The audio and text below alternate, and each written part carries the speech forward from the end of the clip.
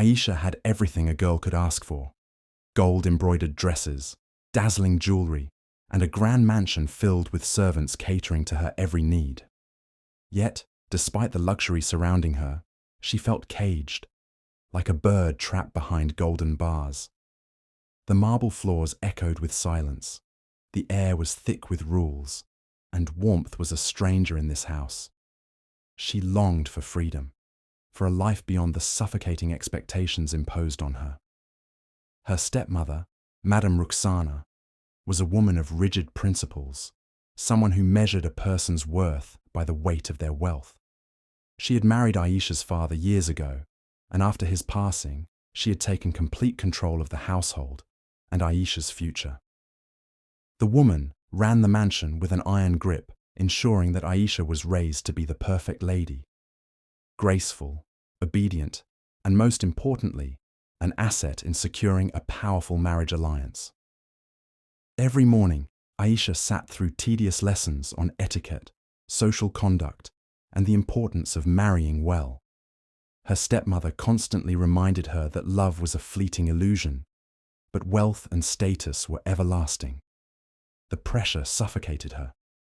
Suitors arrived frequently, men with silk-lined robes and pockets full of gold, speaking of estates and businesses rather than dreams and emotions. None of them truly saw her. To them, she was merely an addition to their wealth, a trophy to be displayed.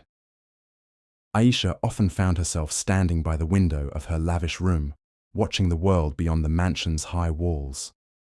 She envied the people who walked freely in the streets, laughing and struggling in equal measure, living lives that were their own. She wondered what it would be like to wake up without someone dictating her future.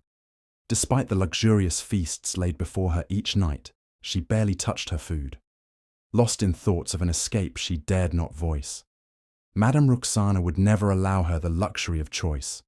Soon, she would be married off to the highest bidder, expected to play the role of a dutiful wife in a life that was planned for her.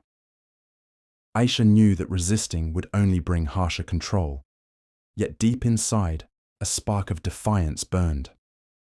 She was not ready to give up on the idea of happiness, even if she didn't yet know where to find it. The marketplace was alive with the hum of merchants calling out their prices, the scent of fresh spices mingling with the warm aroma of baked bread. Aisha rarely ventured beyond the mansion's towering gates, but on that day, fate had other plans. Disguised in a simple cloak, she walked through the bustling streets, eager to experience a world untouched by the weight of wealth and expectations. Amidst the crowd, her attention was drawn to a modest wooden stall at the corner of the marketplace. A young man, his sleeves rolled up, was carefully carving delicate patterns into a block of wood. His hands moved with practiced ease, shaping the rough surface into something beautiful. Unlike the rich men who sought her hand, draped in fine silks and heavy jewels, he was dressed in simple, worn clothes, his fingers rough with labor. A sudden commotion broke her thoughts. A young boy had bumped into the stall, sending a carved piece tumbling to the ground, where it snapped in two. The boy, terrified, stammered an apology and looked ready to flee. But the man, instead of scolding him, knelt down with a gentle smile. "Don't worry," he said, picking up the broken piece. "Mistakes happen, see? It can be fixed." His kindness caught Aisha by surprise. She had seen how people of wealth treated those beneath them, with indifference at best, cruelty at worst. But this man, this stranger, had warmth in his eyes, a softness that made him different from the world she knew. Curious, she stepped closer. "You fix broken things?" she asked, her voice barely above a whisper. He looked up, surprised by the presence of someone who didn't belong in a marketplace. There was something different about her, something refined, yet restless. He nodded, brushing wood dust from his hands. "I try to," he said, "but some things take time to mend properly." There was something about his words that struck Aisha in a way she didn't understand. She lingered, watching him work, fascinated by the patience in his movements. They spoke for a while, about his craft, about the stories hidden within each carving. He introduced himself as Zayan, a woodcarver who made just enough to survive, but never more. He didn't chase riches or power, only the joy of creating something from nothing. Aisha felt a strange sense of peace in his presence. He wasn't like the suitors who came to impress her with wealth. He didn't boast or expect admiration. Instead, he spoke with sincerity, treating her as a person rather than a prize. As the sun dipped below the horizon, Aisha realized she had lost track of time. She had to leave before her stepmother noticed her absence. Something had shifted within her, a quiet longing for a life beyond what she had always known. In the weeks that followed, Aisha found herself drawn to the marketplace again and again. Each time, she disguised herself in a simple cloak, slipping past the watchful eyes of the servants and guards. She told herself it was mere curiosity, a fascination with Zayan's craftsmanship, but deep inside, she knew it was more than that. Their conversations grew longer, their laughter more frequent. Zayan spoke of dreams, not of wealth or power, but of simple joys, building a home with his own hands, creating art that told stories, finding happiness in the small moments of life. His words were like a breath of fresh air in a world where everything was measured by status and gold. For the first time, Aisha questioned everything she had been taught. Her stepmother had always said that love was a luxury, that marriage was a transaction, that wealth was the only security in life. But here was Zayan, a man who had none of those things, and yet he seemed richer than all the men who had come to seek her hand. His life was hard, his struggles endless, yet he smiled as though he carried no burden at all. Their meetings became more secretive, their bond stronger. They found quiet corners in the marketplace, hidden pathways beyond the main streets, and once even a secluded grove just outside the city. There, away from prying eyes, Aisha let go of the mask she had worn for years. She told Zayan of her dreams, of the way she longed to be free, of the loneliness she felt in a house filled with riches but empty of love. Zayan listened, his gaze steady and understanding. "You are not meant to live in a cage, Aisha," he told her one evening as they sat beneath an old willow tree. "You have the heart of someone who longs to soar, but you have to be willing to take that step." His words both comforted and frightened her.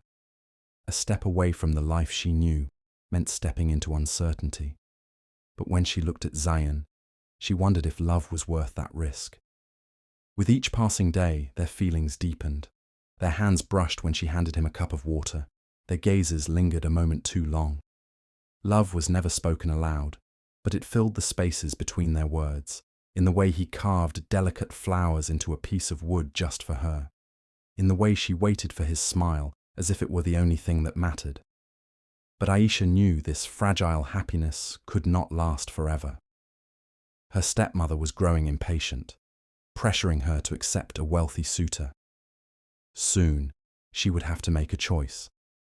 Would she follow the path laid out for her, safe and predictable?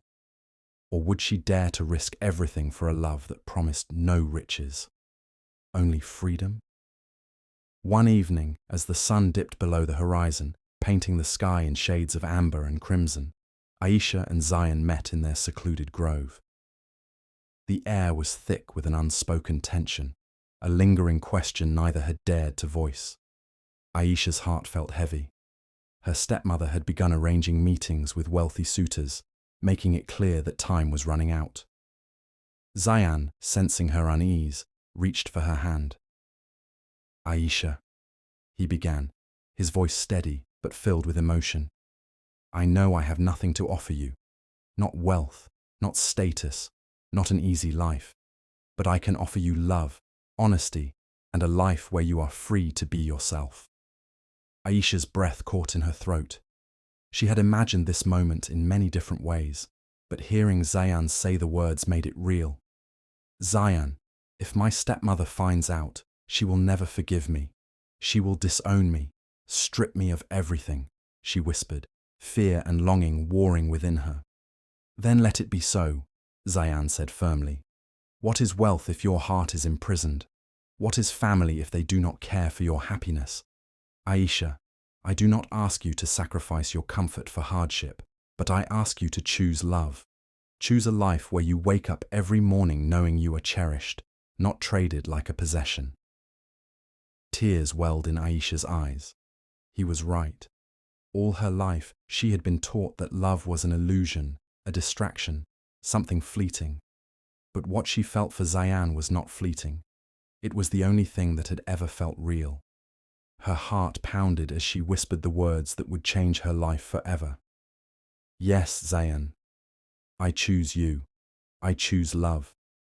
A mixture of relief and joy washed over Zayan's face as he pulled her into his arms.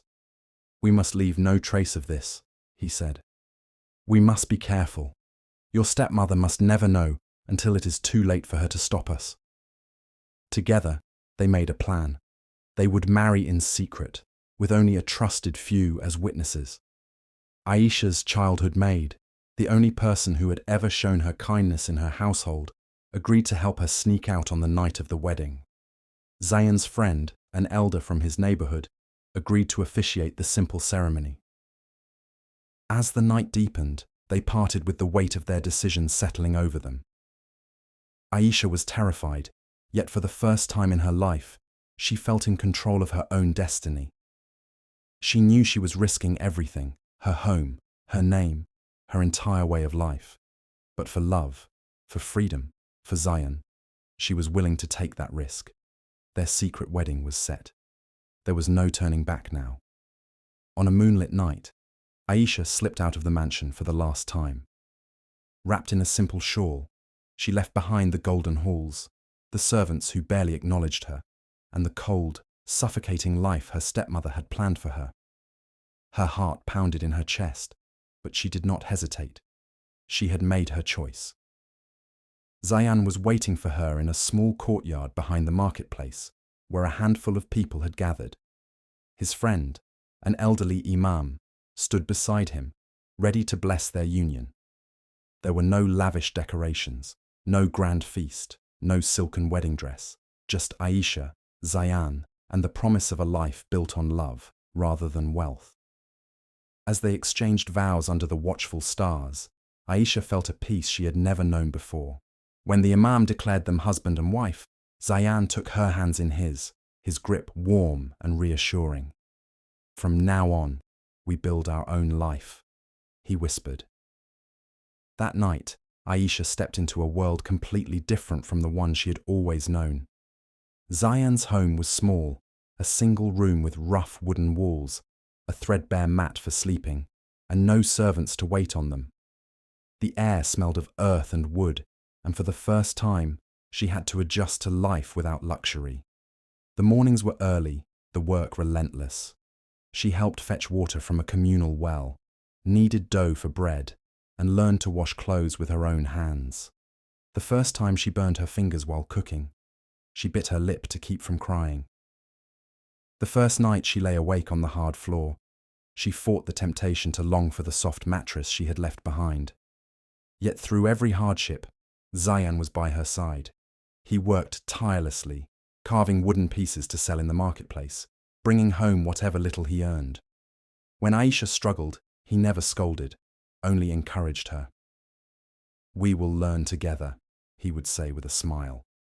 The days turned into weeks, and Aisha began to see beauty in the simplicity of her new life.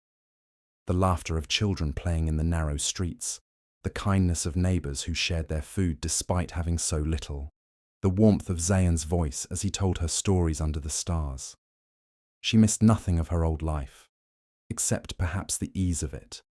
But ease had never brought her happiness. Here, in this tiny house with a leaking roof, she felt more alive than she ever had in the mansion's endless halls. Love made the struggles bearable. Zayan's love, pure and unwavering, was worth more than all the riches she had abandoned. But deep in her heart, she knew this happiness was fragile. If her stepmother ever discovered the truth, she would stop at nothing to destroy the life Aisha had built. Back at the grand mansion, Madame Rukhsana was growing impatient. Aisha had rejected every suitor she had carefully selected, and her refusal to attend social gatherings had not gone unnoticed. Whispers had begun to spread. Was something wrong with the girl? Was she hiding a flaw that made her undesirable? Madame Rukhsana would not tolerate such rumours. Aisha was her greatest asset, and she would ensure that she married into wealth, securing their family's prestige. Determined to put an end to Aisha's defiance, she intensified her search for a groom. The wealthiest families in the city were contacted, invitations were sent, and a new round of suitors began arriving at the mansion. But no matter how many came, Aisha was nowhere to be found. "Where is she?" Madame Rukhsana demanded one evening, her sharp gaze piercing through the household staff. The servants exchanged nervous glances, unwilling to admit what they had long suspected. Aisha had been slipping away, disappearing for hours at a time. Meanwhile, in the modest home she now shared with Zayan, Aisha struggled to keep up with her new reality. The little money Zayan earned was barely enough to afford proper meals, and hunger became a constant companion. The silk dresses she had once worn had been replaced with plain, patched garments. Some nights, when Zayan worked late, she sat by the dim candlelight, wondering if she had been foolish to think love alone would sustain them. But she never voiced her doubts. She could not bear to burden Zayan with her fears when he was already working tirelessly to provide for them. Instead, she held on to the warmth of his presence, the reassurance of his hand in hers, and the quiet moments of joy they shared despite their struggles. Her greatest challenge, however, was avoiding discovery. She knew Madame Rukhsana would never stop searching for her, and if she was found, the consequences would be severe. So, she took every precaution, keeping to the less crowded streets when she went to fetch water, covering her face with a veil whenever she stepped outside, and avoiding the marketplace on days she knew Madame Rukhsana's acquaintances would be there. But secrets, no matter how carefully guarded, have a way of unraveling. One evening, as Madame Rukhsana rode through the marketplace in her grand carriage, her sharp eyes landed on a figure carrying a basket of bread. The posture, the way the woman tucked a loose strand of hair behind her ear, it was unmistakably Aisha. Madame Rukhsana's lips pressed into a thin line. Her heart burned with rage and humiliation. This was why Aisha had disappeared.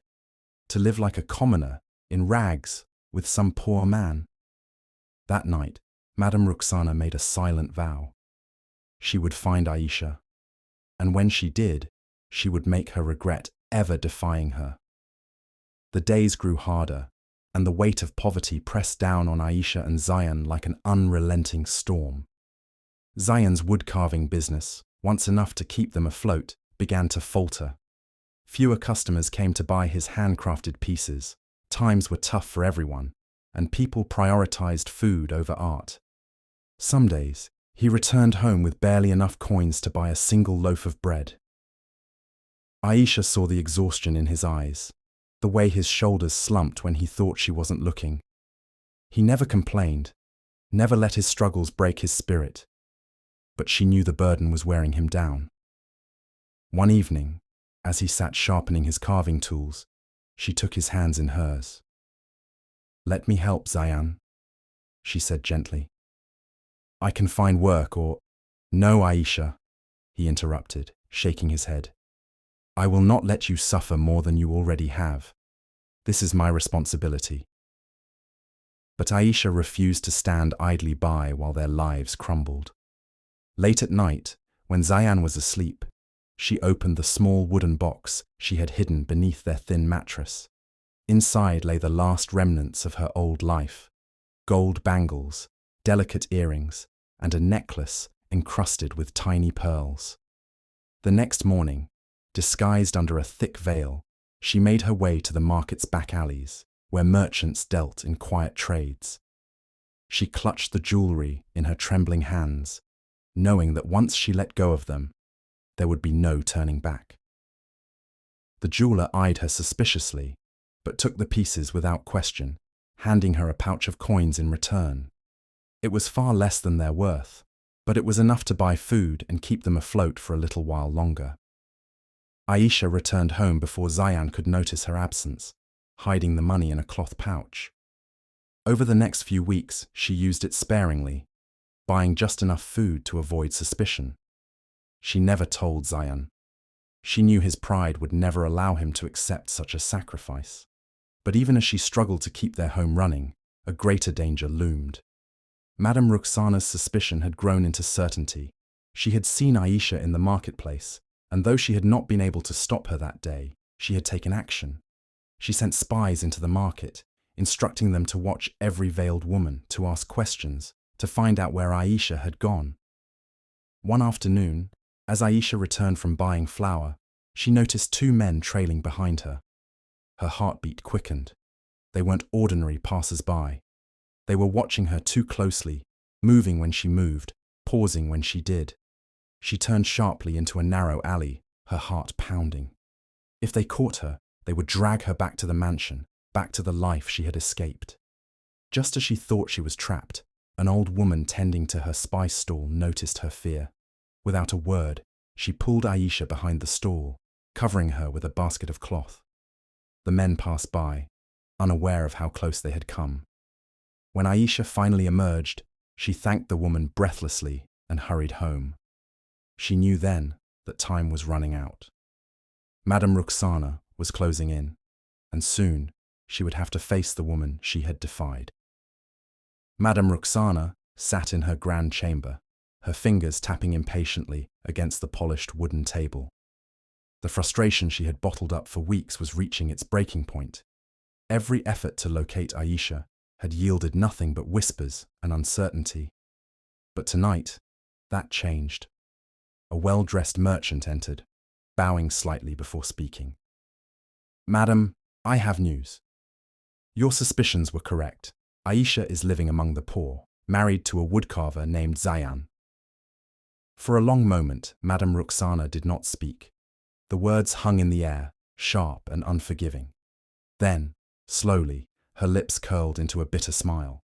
So, she thought she could escape me. Thought she could throw away everything I gave her. She stood abruptly, her voice cold and unyielding. "Prepare the carriage. We're going to pay my disloyal stepdaughter a visit." That evening, Aisha was kneeling on the floor of her small home, shaping dough into round pieces for their dinner. Zayan sat beside her, carving a new piece of wood, the rhythmic scraping of his blade filling the quiet space. The simple domesticity of the moment was comforting, even in their struggles.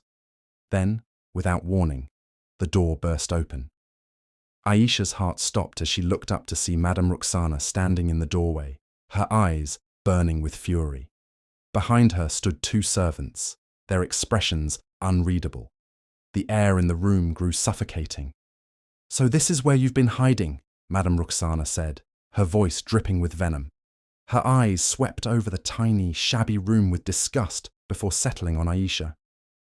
"You chose this life? Poverty, filth, and humiliation? You, who had everything." Aisha swallowed, forcing herself to stand. Her hands trembled, but she clenched them into fists. "I chose love," she said firmly. Madame Rukhsana let out a short, mocking laugh. "Love? Do you think love will feed you, clothe you, keep you safe when this man can no longer provide?" She turned to Zayan with contempt. "You stole her from a life of security. What can you possibly give her? Do you even know what she's sacrificed?" Zayan, calm but unwavering, met her gaze. "She is not a possession to be stolen, madam. Aisha made her choice, and I will spend my life proving that it was the right one." Madame Rukhsana's expression hardened. "Then you will suffer together," she spat. "From this moment on, Aisha is no daughter of mine. She is cut off from everything. Her home, her name, her inheritance. She will never set foot in my house again." A lump formed in Aisha's throat, but she refused to let tears fall. "I was never truly welcome there anyway." Madame Rukhsana gave her one final look, filled with disappointment and anger, before turning on her heel. As she left, she threw over her shoulder, "Don't come crawling back when reality crushes your foolish dreams." The door slammed shut, leaving silence in its wake. Zayan gently took Aisha's hand. "We will be okay," he murmured. Aisha exhaled shakily. She had lost everything: her family, her wealth, her past. But as she looked into Zayan's eyes, she realized she still had everything that truly mattered. The days following Madame Rukhsana's departure were the hardest Aisha and Zayan had ever faced. With no ties to her past, no financial support, and no safety net, survival became their only priority. The winter was cruel, creeping into their small home through the cracks in the wooden walls. Food was scarce, and there were nights Aisha went to sleep on an empty stomach just so Zayan could eat. She took on small sewing jobs for neighbours, her once delicate hands growing rough from endless work. Zayan, despite his skill, struggled to find buyers for his woodwork. The weight of poverty was crushing, but they held on to each other, finding solace in their love. One evening, after a particularly brutal day, Zayan sat beside Aisha, holding her hands in his.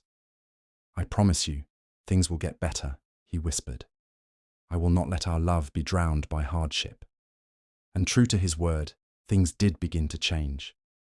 Zayan's determination led him to a wealthier district, where he began selling his handcrafted furniture to merchants. His intricate designs caught the attention of a well-known trader, who offered him a place in the bustling city market. Slowly, his name spread. Orders increased, and for the first time, he was able to bring home more than just a few coins. Aisha, too, found purpose in her own skills. With the little money they saved, she bought fabric and started stitching dresses. The women in their neighborhood admired her work, and soon she had customers of her own. Their small home, once filled with struggle, now carried the scent of warm food, the sound of laughter, and the hope of a better future. Meanwhile, in the grand mansion she once ruled over, Madame Rukhsana faced a fate she had never imagined. Her relentless pursuit of wealth had led her to risky investments. A deal gone wrong had drained much of her fortune, and the wealthy friends she once boasted of had slowly distanced themselves. Servants left one by one as she could no longer afford to pay them, and soon the house that once stood as a symbol of power became empty and lifeless. Worse still, without Aisha's presence, rumors began to circulate.